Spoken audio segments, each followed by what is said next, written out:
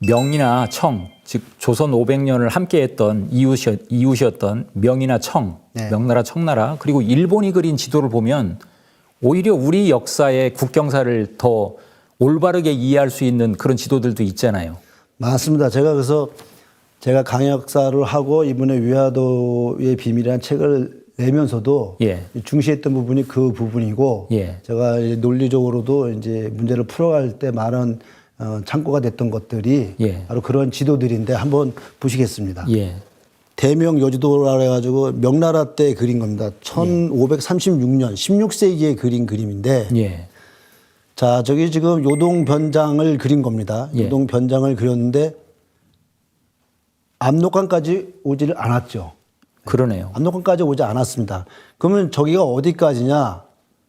저기가 아무리 많이 와도 봉황성까지밖에 못 온 겁니다. 봉황성까지밖에 올 수가 없는 것입니다. 그러면 명나라가 자기네 영토를 그림에 있어서 압록강까지 요동변장이 돼 있었다고 하면 예. 압록강까지 그려야 되지 않겠습니까? 당연하죠. 예. 그런데 명나라는 명나라의 영토가 어디까지냐 했을 때 요동변장이 있는 부분을 명확히 지금 표시를 해놓은 겁니다. 오히려. 예. 그러니까 우리는 조선시대의 지도는 두리뭉실하게 대충 그려서 어디가 어딘지 잘 모르게끔 하는 그런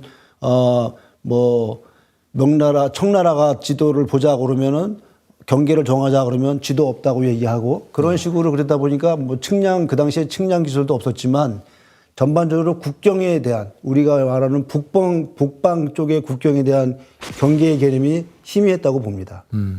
그러니까 우리가 조선 후기에 나온 지도를 보면 북방 쪽의 지도는 명확한 선이 없이 그냥 산만 표시를 쭉 해놨습니다. 예.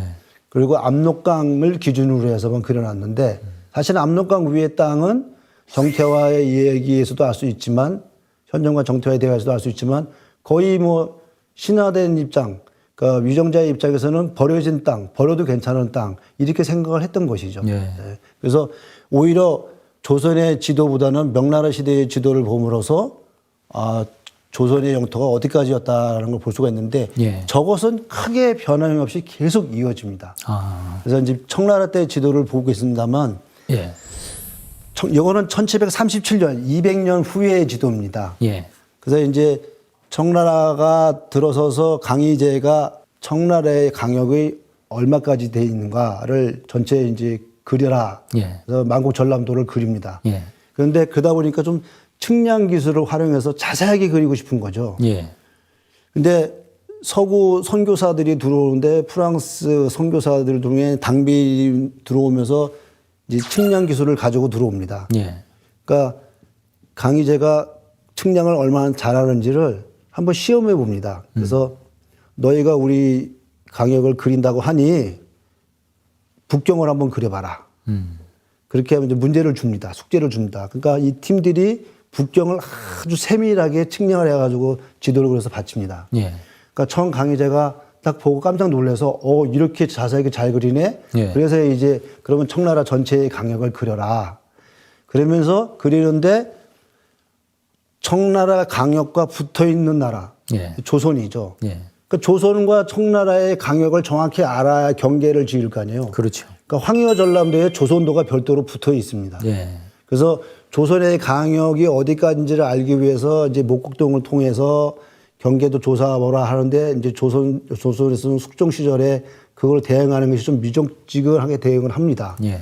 당비리 황해 전람도를 그려서 강희제한테 주고 자기가 그렸던 초본 사본들을 가지고 프랑스로 돌아가서 예. 조선 전도를 그렸습니다. 그것이 바로 지금 보는 이제 당비리의 조선 전국 전도인데, 예. 조선 왕국 전도인데, 지금 저 지도를 보면 평안도하고 함경도가 예. 표시가 돼 있죠. 예. 근데 지금의 압록강보다 지금의 위쪽으로 금왕봉보다 훨씬 위쪽으로 표시가 돼 있습니다. 예. 그리고 오른쪽 하단을 보면은 대마도도 조선의 지도에 포함되어 있습니다. 예. 오른쪽 하단. 예, 오른쪽 하단 모퉁이에 예, 예. 대마도가 표시되어 있습니다. 예. 그래서 18세기 중반의 조선의 강역을 볼 수 있는 가장 최신 기법으로 측량해서 그린 지도인데 예. 조선의 강역은 아까 봐서 아시다시피 압록강 밑으로 그려져 있고 지금의 우리 교과서는 저 평안도 환경도를 보는 것이 아니라 지금의 압록강, 두만강의 아래쪽을 전부 환경도와 평안도를 보는 것이죠. 예. 그러면 쉽게 얘기해서 저기 지도만큼 그려져 있는 부분이 아까 이 바로 전에 본 명나라 때 지도하고 다를 바가 없거든요. 예. 그러니까 그만큼의 땅을 지금 조선 땅을 잃어버렸다고 볼 수밖에 없는 것이죠. 예.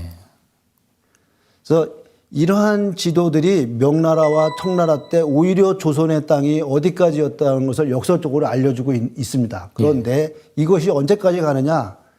조선이 멸망하는 일본 제국주의에서 멸망하는 그때까지도 가는데 예. 그때까지 가는 동안에 일본이 조선 땅을 철저하게 측량을 합니다. 예. 일본의 입장으로서는 조선을 찾아야 되니까 조선의 땅이 어디까지 알 필요가 있거든요. 예.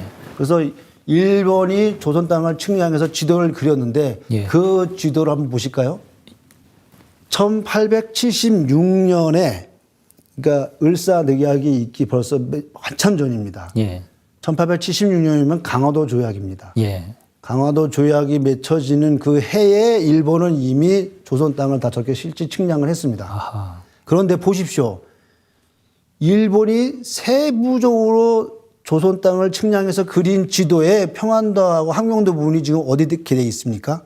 압록강, 두만강 건너까지 돼 있네요. 예, 당빌의 지도하고 다를 바가 똑같네요. 하나도 없습니다. 예. 그러니까 당빌의 지도가 그린 1737년 18세기 지도하고. 18세기 지도하고 19세기 지도하고 조선의 당역은 변함이 없는 거예요. 예. 그런데 그거를 전부 지금의 압록강, 두만강 밑으로 내린 것이죠. 예. 그럼 일본은 조선의 땅이 당빌의 지도와 똑같이 그려놓고 왜 전부 지금의 압록강, 두만강 밑으로 내렸을까요? 답은 명확한 겁니다. 일본도 이미 조선의 강역이 어디까지는 다 알고 있어요. 예.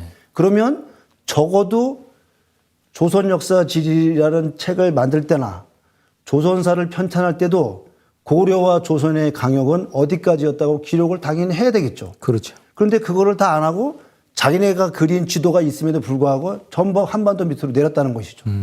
그것은 두말할 필요 없이 반도사관을 구축하려고 반도사관을 만들어내기 위한 수단과 방법을 가지지 않았다는 것밖에 볼 수가 없습니다. 바로 저 지도가 다름 아닌 일본이 그렸다는 것과 예. 그 이후에 일본의 일제시대 36년간의 한국의 역사를 어떤 식으로 보고 비정했는가를 대비해 보면 예. 누가 뭐래도 반도사관을 만들었다는 것은 자명한 일이라고 볼 수 있습니다. 방금 전에 나온 그 당빌지도 같은 경우는 몇 년 전에 예. 그 우리 대통령이 스페인을 방문했을 때 그렇죠. 그 박물관에서 공개를 해서 언론에서도 대대적으로 한번 다룬 적이 있잖아요. 그때 대부분 그 독도에 관심을 가지고 보던데. 그때 제가 그 뉴스를 접하면서 예. 지금 말씀하신 그 부분을 제가 이제 상당히 불쾌했는데 예. 어떻게 언론이 예. 대통령이 가서 독도를 설령 본다 하더라도 예. 독도만 어떻게 포커스를 집어서 거기만 보여주느냐. 예. 당빌도 전체만 한번 화면에 띄워줘더라도 예. 국민들이 보는 눈이 달라졌을 것입니다. 그렇죠. 그런데 그렇게 하지 않았다는 것이 안타깝네요. 안타까울 뿐입니다. 예.